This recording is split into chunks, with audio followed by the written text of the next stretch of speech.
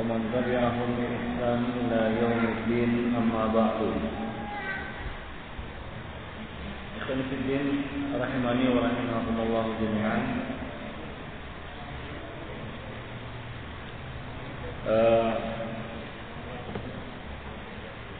Di dalam hadis ini Rasulullah sallallahu alaihi wasallam menyebutkan dua kebaikan dan dua keburukan. Ya, dalam hadis dhaifah ini Rasulullah sallallahu alaihi wasallam menyebutkan dua kebaikan dan dua keburukan. Dua keburukan yang pertama adalah keburukan masa jahiliyah. Keburukan yang kedua adalah keburukan munculnya du'atun ala abwab jahannam. Kebaikan yang pertama adalah kebaikan datangnya Islam. Kebaikan yang kedua adalah kebaikan sesudah datangnya keburukan, yaitu fitnah. Dan kebaikan yang kedua ini dikatakan oleh Rasulullah fihi dakhanun. Para ulama menjelaskan tentang keburukan dan kebaikan ini. Di antaranya Qadhi Iyad mengatakan yang dimaksud dengan keburukan yang pertama adalah al-fitan allati waqa'at ba'da Utsman. Fitnah-fitnah yang terjadi sudah terbunuhnya Utsman. Dan yang dimaksud dengan kebaikan adalah al-khair alladzi ba'dahu. Kebaikan yang datang sesudahnya. Ma waqa fi khilafati Umar bin Abdul Aziz, yaitu pada masa Umar bin Abdul Aziz. Wal muradu bil ladzi tu'rafu minhum wa tunkir al-umara'u ba'dahu. Dan yang dimaksud dengan orang-orang yang engkau kenali dan engkau ingkari perbuatan mereka adalah para umara yang datang sudah Umar bin Abdul Aziz. Fakana fihim man yatamassak bis sunnah wal adl wa fihim man yad'u ila al bid'ah wa ya'malu bil jur. Di antara mereka ada yang berpegang teguh kepada sunnah, berlaku adil, dan di antara mereka ada juga yang mengajak kepada bid'ah dan melakukan kezaliman. Sebagian ulama mengatakan, di antaranya Ibnu Hajar al-Asqalani mengatakan al-muradu bisyarr awal, yang dimaksud dengan keburukan yang pertama adalah ma asyara ilaihi minal fitanil ula, yaitu yang diisyaratkan di dalam hadis-hadis Nabi tentang fitnah yang terjadi pertama kali, yaitu fitnah sepeninggal Rasulullah sallallahu alaihi wasallam terjadinya pertumpahan darah di antara kaum muslimin yang diisyaratkan la tarji'u ba'di kufaran yadribu ba'dukum riqaba ba'din. Janganlah kamu kembali kafir sudahku, sebahagian kalian memukul punggung sebahagian lainnya. Yaitu pertumpahan darah, fitnah di antara kaum muslimin. Wal bil khair, dan yang dimaksud dengan kebaikan adalah ma waqa min al-ijtima' ma' Ali wa Muawiyah, yaitu kesepakatan yang terjadi antara Ali dan Muawiyah, atau pada masa mundurnya Al-Hasan bin Ali bin Abi Thalib dari perebutan kekuasaan dan menyerahkan urusan kepada Muawiyah bin Abi Sufyan. Dan yang dimaksud dengan ad-dakhan adalah ma kana fi zamanihima min ba'dil umara. Yang dimaksud dengan dakhan adalah sebahagian umara yang hidup di pada masa tersebut, seperti Ziyad di Irak. Wa khilaf ma khalafa alaihi min al-khawarij. Demikian juga munculnya gerakan khawarij, yaitu orang-orang yang mengeluarkan diri dari ketaatan pada masa kekhilafahan Ali bin Abi Thalib. Ini adalah dakhannya. Wa bidu'at ala abwabi jahannam, dan yang dimaksud dengan du'at ala abwabi jahannam adalah man qama fi talabil mulki min al-khawarij, yaitu orang-orang khawarij yang berusaha untuk merebut kekuasaan, merebut kekuasaan dari para khilafah yang resmi, yaitu Ali bin Abi Thalib atau Muawiyah bin Abi Sufyan. Seperti yang kita ketahui bahwa kaum Khawarij berniat, berazam, ada 3 orang Khawarij yang masing-masing berangkat untuk tujuannya masing-masing. Satu berangkat untuk membunuh Ali bin Abi Thalib, yaitu Abdurrahman bin Muljam. Yang kedua membunuh Muawiyah bin Sufyan, dan yang ketiga membunuh Amr bin As di Mesir. Satu misi berhasil dan dua gagal. Ya, satu misi berhasil yaitu apa? Abdurrahman bin Muljam, dia berhasil membunuh Khalifah Ali bin Abi Thalib radhiyallahu anhu. Adapun yang dua, ya, qadarullah, ini adalah takdir Allah Subhanahu wa taala, gagal. Nah, demikian, ya. Jadi mereka lah du'atun ala abwabi jahannam. Wa ila dzalika al-isyara bi qawlihi, itulah yang diisyaratkan, ya, dalam sabda Nabi sallallahu alaihi wasallam, ilzam jama'atul muslimin, ya. Tetaplah bersama jama'atul muslimin, yaitu Khalifah Ali bin Abi Thalib wa imamahum, yaitu beliau Ali bin Abi Thalib. yakni walau jara, walaupun ya, imam tersebut atau khalifah itu berbuat salah atau berbuat zalim. Nah, ini dikuatkan lagi, diperjelas lagi dalam riwayat Abdul Aswad, walau daraba zahrak wa akhadha malak, walaupun khalifah itu memukul punggungmu dan mengambil hartamu, yaitu tetap bersama ya imamu al-muslimin. Nah, demikian. Nah, itu yang diisyarat penjelasan para ulama berkaitan dengan hadis ataupun apa yang disebutkan oleh Nabi sallallahu alaihi wasallam di dalam hadis ini. Qanifiddina azani Allah wa iyyakum jami'an. Ibnu Battal mengatakan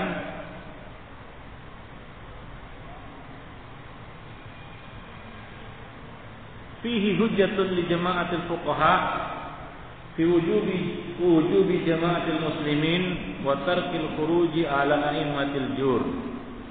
Ibnu Battal mengatakan dalam hadis ini terdapat hujjah, argumentasi,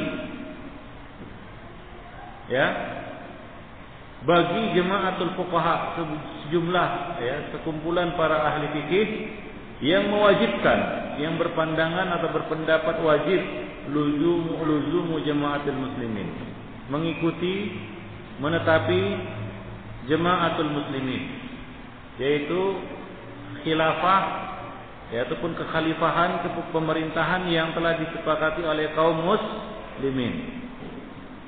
Wa tarkil khuruji ala aimatil jur, dan tidak keluar, artinya tidak mencabut ketaatan terhadap aimatil jur, yaitu imam-imam, pemimpin-pemimpin yang zalim. Mereka berdalil dengan hadis ini, bukan fiddin rahimani wa rahimakumullah. Namun coba lihat sebahagian kelompok-kelompok harakah, jemaah-jemaah harakah ya, yang terdapat di dalamnya pemikiran-pemikiran khawarij menjadikan hadis ini sebagai dalil untuk menentang pemerintahan yang sah, dan sebagai dalil membuat jemaah mengangkat imam sendiri, lalu mengklaim bahwa inilah dia jamaatul muslimin yang kamu harus pegang teguh, walaupun engkau harus memegang ataupun walaupun engkau harus memakan akar pohon. Nah, inilah dia jemaahnya. Mereka membuat jemaah, lalu mengangkat imam dan membaiat imam tersebut, dan menyuruh kaum muslimin untuk tunduk dan patuh kepada imam yang mereka angkat itu, jemaah atau imam jemaah yang mereka angkat itu, dan menganggap kaum muslimin yang lainnya ya berada di dalam kejahiliahan atau mati jahiliyah jika tidak berbaiat kepada imam mereka tersebut. Lalu mereka membawakan hadis ini sebagai dalil. Para fuqaha ikhwan fiddin justru sebaliknya. Mereka justru menjadikan hadis ini sebagai argumentasi mewajibkan kaum muslimin berpegang teguh dan tetap tunduk, taat dan patuh kepada pemerintahan yang telah disepakati oleh kaum muslimin, segenap kaum muslimin, dan tidak meninggalkan atau mencabut ketaatan dari para imam atau para pemimpin-pemimpin walaupun mereka telah berbuat zalim. Ya, jadi sangat berbeda jauh antara argumentasi atau pendalilan yang dibuat oleh para fuqaha dengan yang dibuat oleh para kita katakan orang-orang sekarang yang membuat ataupun mengangkat imam tertentu dan membayatnya. Baik. Nabi SAW di dalam hadis ini secara jelas mengatakan, ya fa'tazil tilkal firqa kullaha, tinggalkanlah firqah-firqah itu seluruhnya. Nah, ini isyarat untuk meninggalkan furqah dan tetap berada di atas jamaah. Rasul mengatakan, ya al-jama'atu rahmatun wal furqatu adab. Jamaah itu adalah rahmat dan perpecahan itu adalah azab. Perpecahan itu adalah azab. Azan ya Allah wa iyyakum jami'an. Rasulullah juga mengatakan yadullahi ma'al jamaah.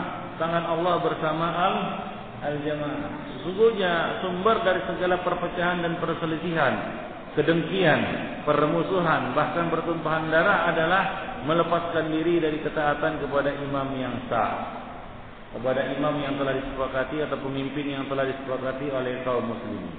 Ini merupakan sumber fitnah, sumber perpecahan, sumber perselisihan dan sumber keburukan.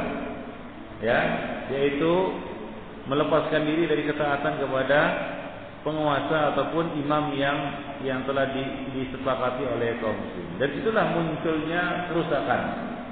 Ya, secara menyeluruh. Ya, nah demikian konflik. Maka dari itu pesan Nabi yang pertama, ya apabila kalian melihat perselisihan yang banyak, maka kata Nabi apa? Fa'alaikum, ya, alaikum bis-sam'i, usikum bitaqwallah, was-sam'u wa ta'ah. Aku berwasiat kepada kalian agar takwa kepada Allah. Dan yang kedua apa? Ya, as-sam'u wa ta'ah, mendengar dan taat. Ya, mendengar dan taat. Ya, yaitu apa? Tetap melazimi jamaatul muslimin. Nah, demikian yang kalian. Itu kondisinya jika kaum muslimin telah sepakat untuk menunjuk dan mengangkat seorang pemimpin. Bagaimana sekiranya kondisinya kaum muslimin tidak punya pemimpin? Ya, kaum muslimin tidak sepakat untuk mengangkat satu pemimpin.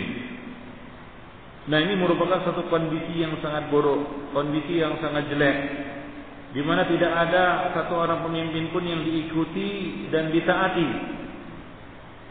Ya, di dalam hadis ini disebutkan matalam yakun linnasi imamun, kapan saja, ya, apabila kaum muslimin atau manusia tidak memiliki pemimpin yang diikuti, yang disepakati, faftaraqan nas, lalu manusia menjadi berpecah belah, ya, faftaraqan nasu ahzaban, manusia menjadi berpecah belah menjadi beberapa golongan-golongan, fala yattabi ahadan min fil furqah, maka jangan ikuti golongan-golongan itu.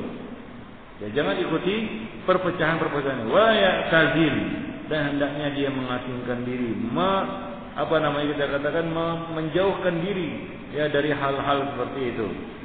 Wa ya'tazil jami', dia menjauhkan semua golongan-golongan itu. Ya, khasyata minal wuqu'i fi syarr, dikhawatirkan dia akan jatuh kepada keburukan. Konfidin rahimani wa rahimakumullah. Itu yang dimaksud dengan i'tizal tilkal firaq kullaha, tinggalkanlah firqah-firqah itu seluruhnya.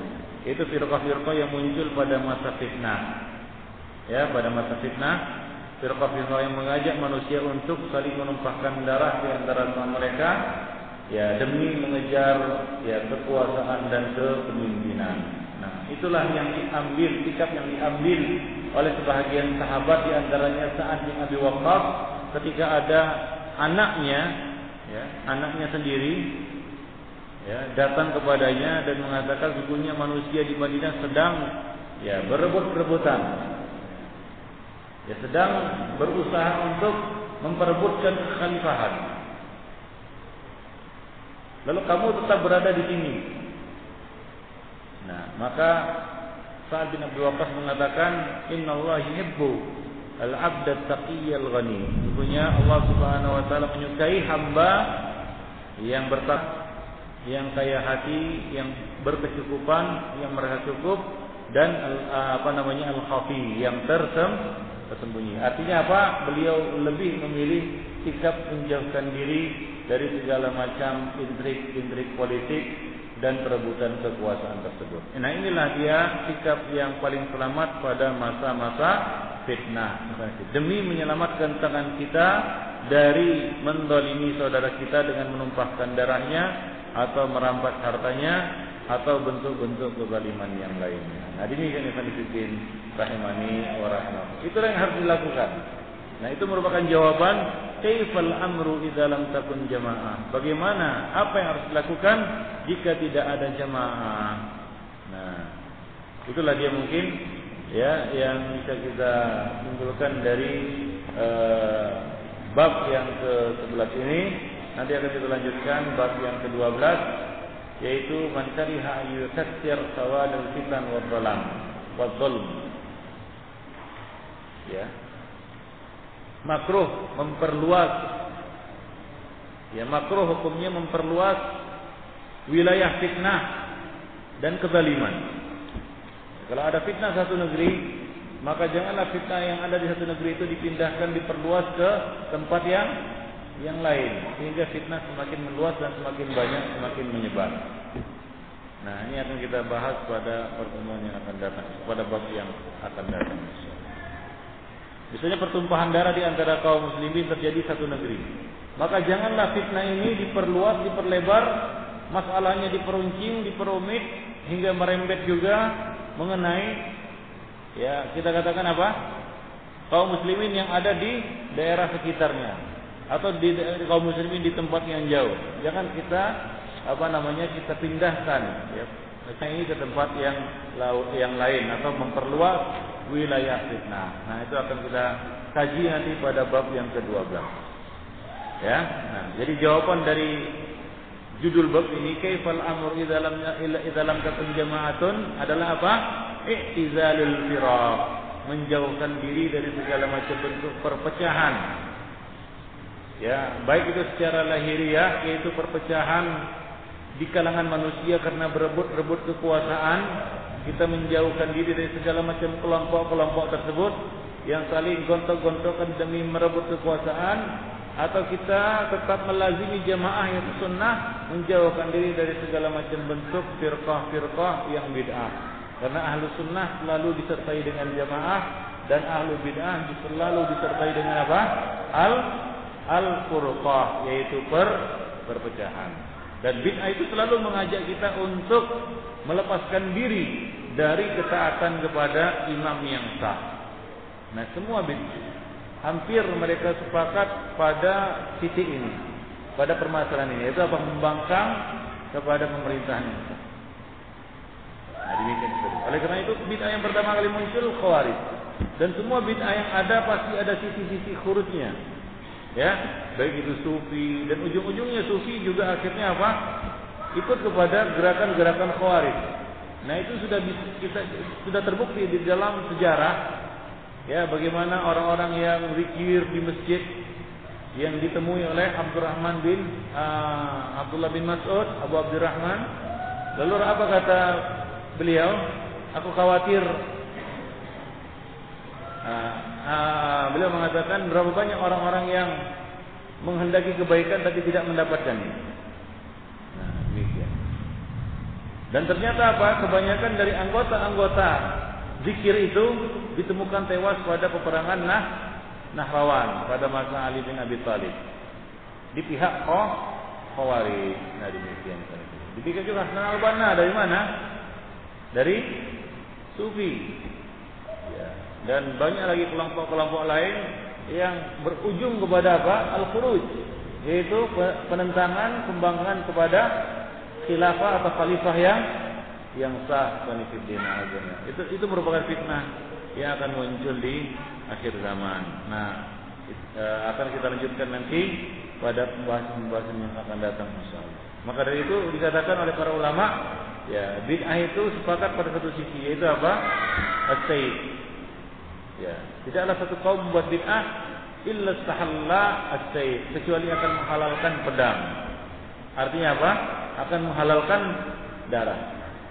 Walaupun sepertinya coba bayangkan bagaimana mungkin Orang-orang yang jatuh kepada bid'ah sufi bisa jatuh kepada fitnah pertumpahan darah, seperti yang menimpa orang-orang ahlu halaqah, orang-orang yang ikut halaqah pada masa Abdullah bin Mas'ud tersebut, yang akhirnya mereka banyak ditemukan tewas bersama Khawarij di Nahrawan. Ya, nah demikian. Ya, itu disebabkan mereka jauh dari sunnah. Manusia akan digiring khususnya pada akhir zaman kepada fitnah ini, yaitu pertumpahan darah sesama kaum muslimin. Itu merupakan fitnah yang besar. Maka dari itu banyak bab-bab di dalam Kitabul Fitan ini membicarakan tentang apa?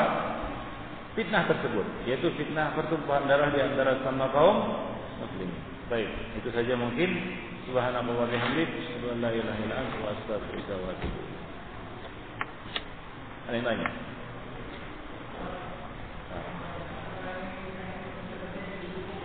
Apa? Hah? Fitnah yang terjadi?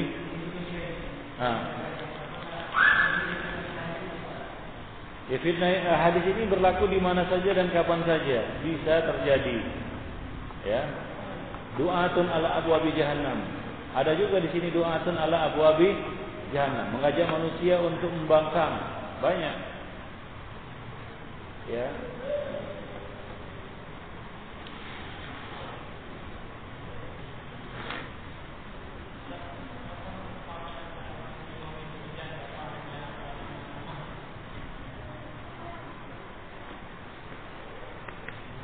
Tidak, bukan hanya pada masa Nabi. Khilafatun ala manhajin nubuwah di akhir zaman tidak terkhusus pada Mahdi. Dan zahir hadis menunjukkan bahwa sebelum Mahdi sudah muncul khilafah ala manhaji an-nubuwah. Puncaknya adalah Al-Mahdi.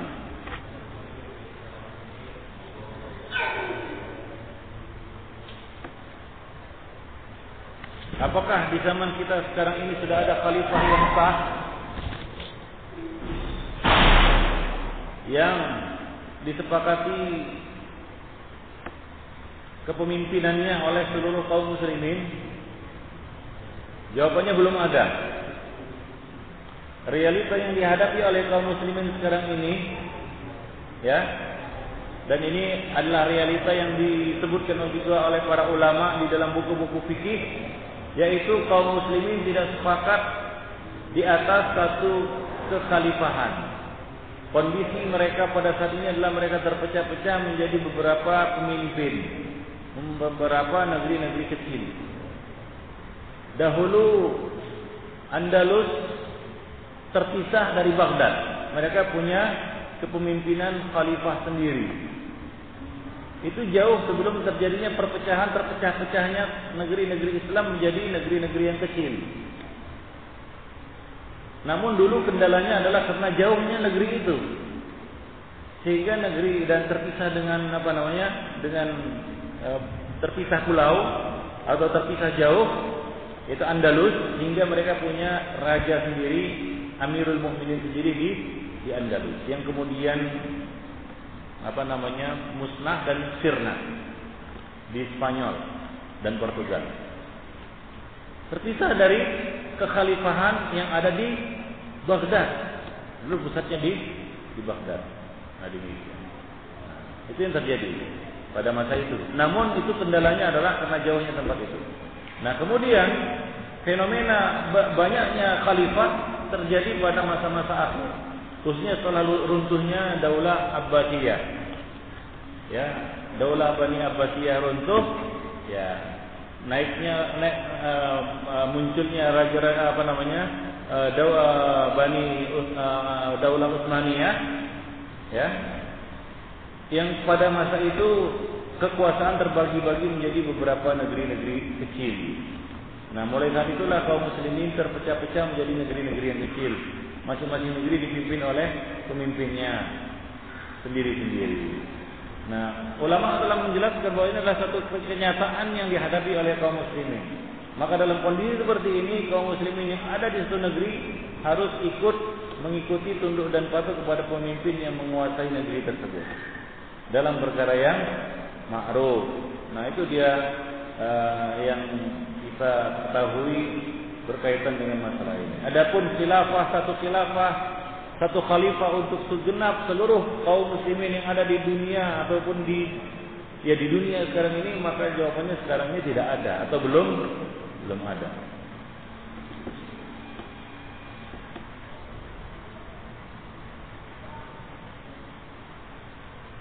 Sekarang ini banyak sekali bermunculan partai-partai yang mengatasnamakan Islam. Apakah ini juga termasuk fitnah zaman sekarang? Nah, ini fitnah. Ini termasuk juga fitnah dan ini termasuk juga du'atun ala abwabi jahannam. Kadang-kadang pakai ayat lagi. Ya, mempolitisir ayat dan mengatasnamakan Islam, bawa syiar-syiar Islam untuk sesuatu yang bukan Islam. Demokrasi bukan Islam. Maka mereka orang-orang yang mengatasnamakan partai Islam mati-matian menggolongkan demokrasi itu sebagai musyawarah. Itu pokok pangkalnya. Mereka katakan ini juga termasuk Islam. Mereka golongkan demokrasi itu sebagai satu bentuk musyawarah di dalam Islam. Kita katakan sangat jauh berbeda musyawarah dengan demokrasi. Ya. Musyawarah itu adalah di dalam Islam, misalnya fitina azanillah wa iyyakum adalah untuk kemaslahatan, mencapai kemaslahatan dengan apa? Dengan merujuk kembali kepada Al-Qur'an dan Sunnah. Itu musyawarah. Dulu Umar mengumpulkan orang-orang bermusyawarah untuk apa? Untuk mengetahui hukum Quran dan Sunnah.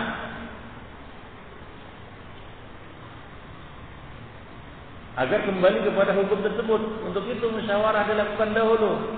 Maka dari itu apabila sudah ada dalil Quran, tak perlu lagi musyawarah. Ya, apabila sudah ada dalil Quran dan Sunnah, apabila ada Quran dan Sunnah, maka selesai musyawarahnya. Itu yang terjadi pada masa Umar. Mereka mengumpulkan ahli Badar, Umar mengumpulkan ahli Badar, membawa serta Abdullah bin Abbas untuk mengetahui dalil-dalil Sunnah dengan musyawarah tersebut. Adapun demokrasi, bagaimana demokrasi dari rakyat, oleh rakyat dan untuk rakyat. Itu demokrasi. Di mana Quran dan Sunnah di situ? Enggak perlu, enggak ada. Nah, jadi jauh berbeda antara demokrasi dengan musyawarah di dalam Islam.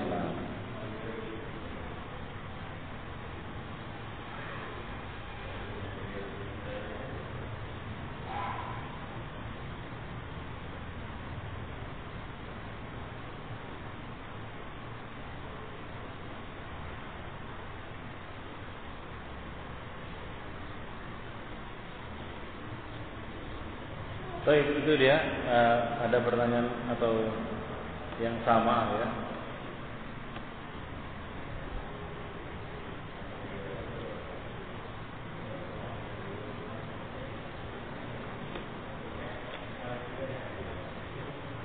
Baik, kita cukupkan. Subhanallah wa bihamdihi, asyhadu an la ilaha illallah.